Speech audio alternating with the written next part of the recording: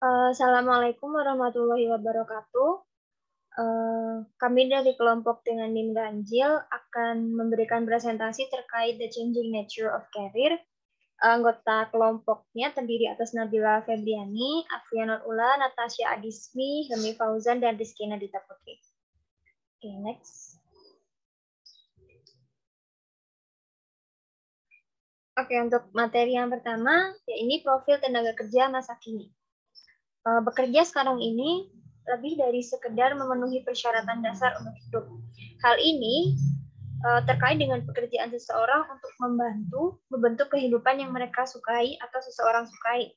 Secara keseluruhan, perubahan makna kerja dipengaruhi oleh bagaimana orang mulai memandang kehidupan mereka dan bagaimana masyarakat kita berkembang dalam mempelajari apa itu kerja. Alih-alih bekerja sebagai apa yang kita lakukan untuk mendapatkan uang, pekerjaan seseorang umumnya sangat berarti bagi mereka. Selama 50 tahun terakhir, makna kerja telah berubah secara drastis. Kembali ke tahun 1950-an dan 1960-an, tujuan utama memiliki pekerjaan hanyalah untuk memenuhi kebutuhan dasar seperti memiliki makanan di atas meja dan atap untuk tinggal. Hal tersebut tentunya masih menjadi alasan dasar mengapa pekerja pada masa kini masih sangat diperlukan. Akan tetapi, pekerjaan sekarang telah berkembang menjadi sesuatu yang lebih memuaskan.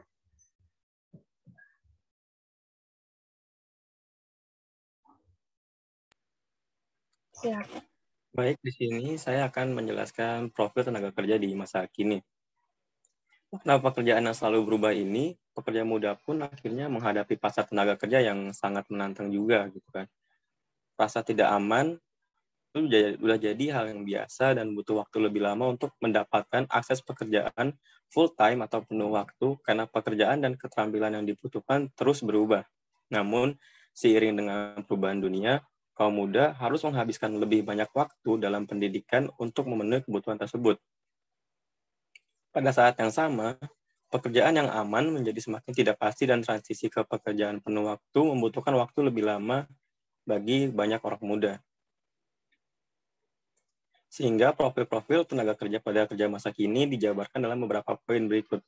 Yang pertama adalah paham teknologi. Mesin dan teknologi pintar meningkatkan kinerja banyak pekerjaan manusia. Teknologi yang mengotomatisasikan jutaan pekerjaan transaksi rutin seperti produksi dan pekerjaan administrasi sekarang mendekati tugas rutin dan non-rutin yang lebih kompleks. Di Australia, saat ini ada 40% pekerjaan yang dianggap berisiko tinggi mengalami otomatisasi selama 10 hingga 15 tahun ke depan. Yang kedua adalah adaptif terhadap perkembangan global. Dengan teknologi, kita sekarang dapat bekerja dalam jenis fleksibilitas baru. Pekerja tidak lagi dibatasi oleh geografi selama mereka memiliki akses ke komputer dan koneksi internet. Ini berarti bahwa lapangan pekerjaan tidak lagi dibatasi untuk mempekerjakan penduduk setempat. Transisi ini telah terjadi beberapa pekerjaan termasuk teknologi informasi, desain, arsitektur, dan layanan bisnis.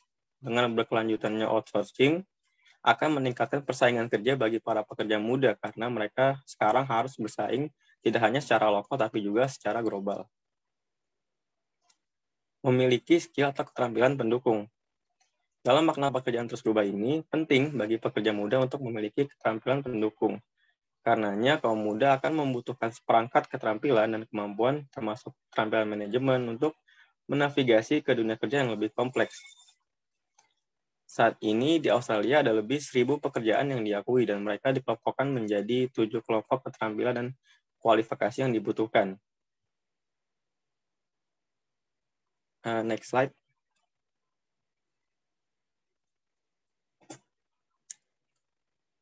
Oke, yang pertama ada the generators, yaitu pekerjaan yang membutuhkan keterampilan-keterampilan dalam menghasilkan penjualan dan interaksi antar pribadi yang mencakup keramah tamahan dan entertainment.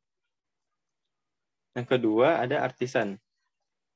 Pekerjaan yang membutuhkan keterampilan lebih pada tugas-tugas manual umum, serta hal-hal teknis khusus untuk konstruksi, produksi, pemeliharaan, atau layanan pelanggan teknis.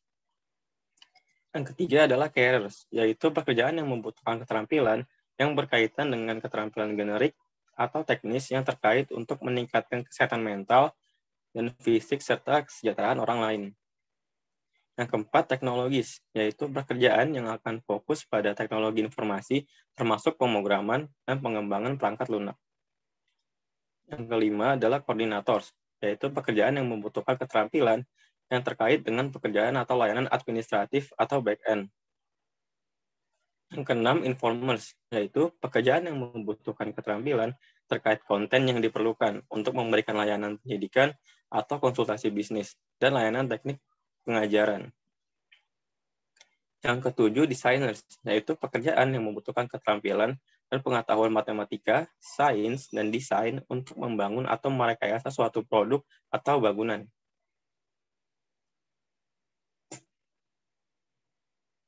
Pekerjaan 5 tahun ke depan kemungkinan akan mengalami digitalisasi, sehingga pekerjaan jarak jauh dan rapat virtual kemungkinan akan berlanjut, meskipun tidak seintens saat puncak pandemi. Nah, sekarang ini kan kita lagi berada di masa pandemi, sehingga 5 tahun ke depan kita akan terus beradaptasi dengan pandemi itu sendiri gitu. Mengingat hanya pekerjaan jarak jauh yang dapat dilakukan tanpa kehilangan produktivitas, kami menemukan bahwa sekitar 20 hingga 25% tenaga kerja di negara maju dapat bekerja dari rumah antara 3 dan 5 hari seminggu. Perubahan besar dalam geografi pekerjaan. Nah, karenanya digitalisasi ini, pekerjaan itu tidak lagi dibatasi oleh geografi gitu. Seseorang bisa mempekerjakan orang lainnya di negara yang lain atau di pulau lainnya. Kemudian, otomatisasi pekerjaan, tenaga kerja kecerdasan buatan. Nah, banyak perusahaan menerapkan otomatisasi dan kecerdasan buatan di gudang, toko kelontong, pusat panggilan, dan pabrik untuk mengurangi kepadatan tempat kerja. Karena saat pandemi ini, kita kan terus beradaptasi ya, sehingga kita meminimalisasi keramaian gitu. Untuk mengatasi lonjakan permintaan, fitur umum dari kasus penggunaan otomatisasi ini adalah korelasinya dengan skor tinggi pada kedekatan fisik. Penelitian menunjukkan bahwa arena kerja dengan tingkat interaksi manusia yang tinggi cenderung melihat percepatan besar dalam adopsi otomatisasi dan AI. Dalam artian, efektivitas kinerja kecerdasan buatan ini lebih efisien gitu, lebih cepat daripada menggunakan tenaga manusia gitu. Misalkan di pabrik atau di kebun-kebun. Banyak di luar negeri pun sudah menggunakan teknologi untuk dalam pemeliharaan setempat.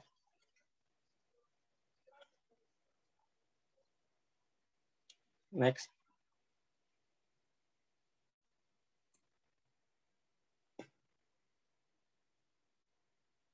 Next. Terus selanjutnya ada the blurring of boundaries. Jadi di sini ada teori batas yang menunjukkan bahwa individu itu memiliki banyak pilihan untuk membagi atau mengintegrasikan berbagai macam peran mereka, misalnya peran dalam pekerjaan dan pribadi. Dengan begitu, individu membangun berbagai batas seperti batas fisik, temporal, atau psikologis untuk mengatur peran mereka dalam kehidupan. Mengenai batas dalam pekerjaan dan kehidupan pribadi, setiap individu tuh mempunyai preferensi masing-masing. Ada yang membangun batas yang kuat antara kehidupan pribadi dan pekerjaannya, ada juga yang menggabungkan keduanya.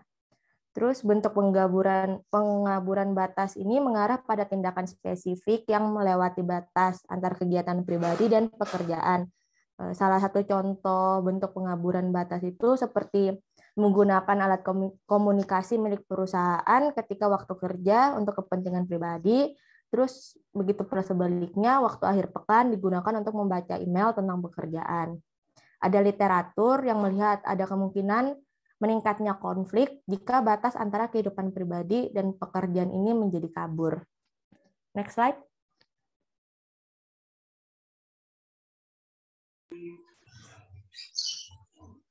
Oke, yang selanjutnya yaitu ada outsourcing.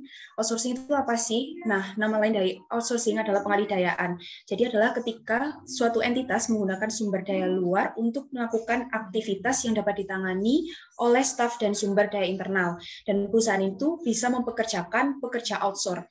outsource yang disuplai oleh sebuah perusahaan lain yang menyediakan jasa tenaga outsourcing untuk melakukan fungsi yang sebelumnya dilakukan oleh karyawan. Nah, tapi di Indonesia sendiri ada peraturan yang mengatur tentang pekerjaan apa saja yang boleh melakukan outsourcing seperti itu. Yaitu pada Peraturan Menteri Ketenagakerjaan tentang syarat-syarat penyerahan sebagian pelaksanaan pekerjaan kepada perusahaan lain. Pada pasal 17 ayat 3 Permenaker nomor 19 tahun 2012 kegiatan jasa penunjang yang dimaksud pada ayat 2 itu meliputi yang pertama yaitu usaha pelayanan kebersihan atau cleaning service, yang kedua usaha penyediaan makanan bagi pekerja atau buruh, catering, yang ketiga usaha tenaga pengaman atau security, satuan pengamanan, dan yang keempat usaha jasa penunjang di pertambangan dan perminyakan, dan yang terakhir yaitu usaha penyediaan angkutan bagi pekerja atau buruh. Next.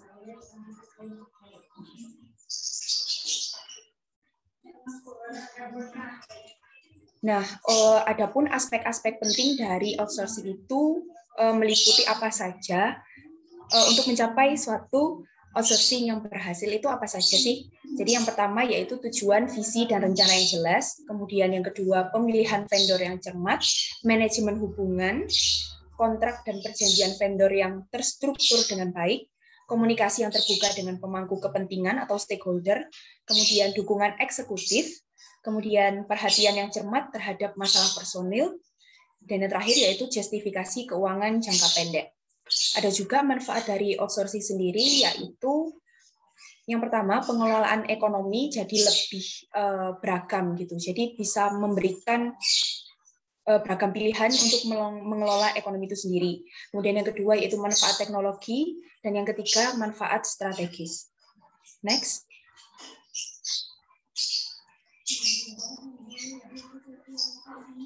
Nah, outsourcing sendiri itu selain memiliki manfaat, tapi juga ada resiko dan ditemukan kekhawatiran umum yang bisa menghambat outsourcing itu sendiri adalah kemungkinan hilangnya kendali, kemudian hilangnya informasi rahasia, gangguan pasokan, kualitas layanan yang buruk, jatuhnya semangat kerja karyawan, hilangnya koherensi internal, dan hilangnya hak kekayaan intelektual.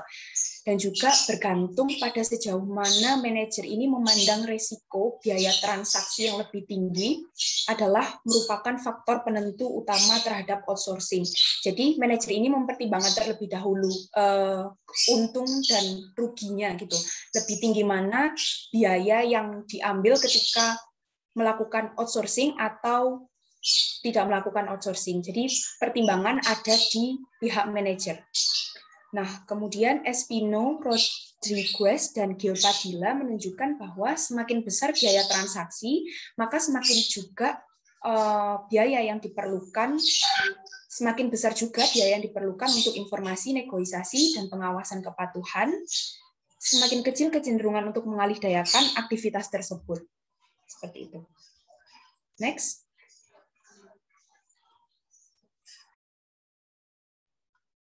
Oke, jadi berikutnya ada alternative work arrangement. Secara historis, ada banyak perubahan dalam pengaturan kerja. Selama revolusi industri, produksi berpindah dari pengrajin individu ke jalur rakitan, meningkatkan pengembalian ke jadwal yang ditetapkan dan biaya bekerja dari rumah. Nah, pencabutan undang-undang yang membatasi kegiatan ekonomi pada hari Minggu menyebabkan peningkatan pekerjaan di akhir pekan. Ketika wanita yang sudah menikah memasuki pasar tenaga kerja dalam jumlah besar, permintaan untuk pekerjaan paruh waktu pun meningkat. Dan adanya perubahan seperti jam kerja dan kontrak sementara sangat bervariasi di setiap negara.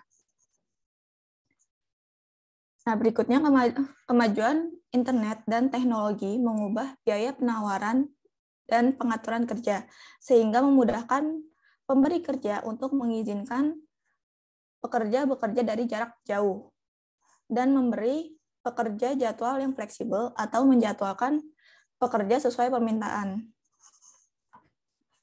Fleksibilitas adalah ide dasar dari pengaturan kerja alternatif. Anda memberi karyawan beberapa ukuran kontrol atas jadwal mereka, sehingga memudahkan mereka untuk mengelola tanggung jawab yang tidak terikat dengan pekerjaan. Beberapa pengaturan seperti penjadwalan fleksibel, kerja jarak jauh, dan jadwal paruh waktu sering digambarkan sebagai cara untuk meningkatkan keseimbangan dan kehidupan kerja.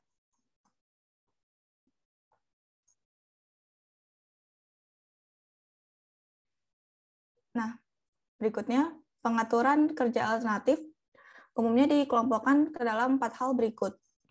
Yang pertama ada waktu fleksibel atau flexible time. Waktu fleksibel mengacu pada pengaturan apapun yang memberikan opsi kepada karyawan untuk menyusun hari kerja atau minggu kerja mereka. Dalam bentuk yang paling ekstrim dan paling langka, karyawan memutuskan sendiri tidak hanya kapan mereka bekerja, tapi juga berapa lama mereka akan bekerja. Nah, yang kedua ada berbagi pekerjaan atau job sharing. Seperti istilahnya, berbagi pekerjaan berarti bahwa 2 karyawan paruh waktu berbagi pekerjaan penuh waktu yang sama. Gaji dan tunjangan disamaratakan berdasarkan proporsi pekerjaan yang dibagikan kepada setiap pekerja. Terlepas dari pertimbangan, pengaturan pembagian pekerjaan yang sukses mengasumsikan bahwa karyawan yang berbagi pekerjaan dapat bekerja sama secara harmonis untuk membuat pengaturan itu berhasil. Yang kemudian yang ketiga ada telekommuting. Telekommuting mengacu pada pengaturan kerja di mana karyawan menghabiskan semua atau sebagian dari minggu kerja mereka bekerja dari rumah atau dari situs non-perusahaan lain.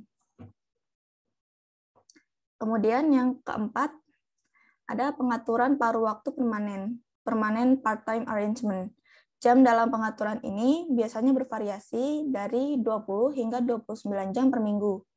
Dengan karyawan terkadang diberi hak untuk memutuskan hari apa mereka bekerja dan berapa lama mereka bekerja pada hari itu.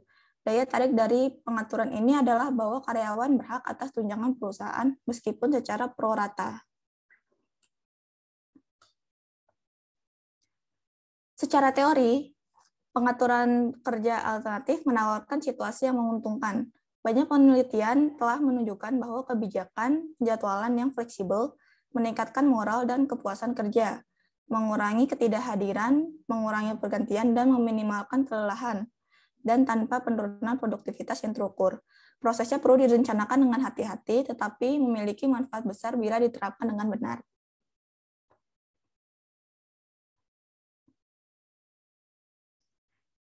Baik, sekian dari kelompok kami. Kurang lebihnya, mohon maaf. Apabila ada pertanyaan, bisa ditanyakan kepada kami. Terima kasih. Baik, itu tadi presentasi dari teman-teman saya. Sebelumnya saya ingin meminta maaf karena ada satu teman saya yang tadi harus ke-kick dari Zoom atas nama Hilmi karena jaringannya kurang mendukung. Itu saja dari kami. Terima kasih. Assalamualaikum warahmatullahi wabarakatuh.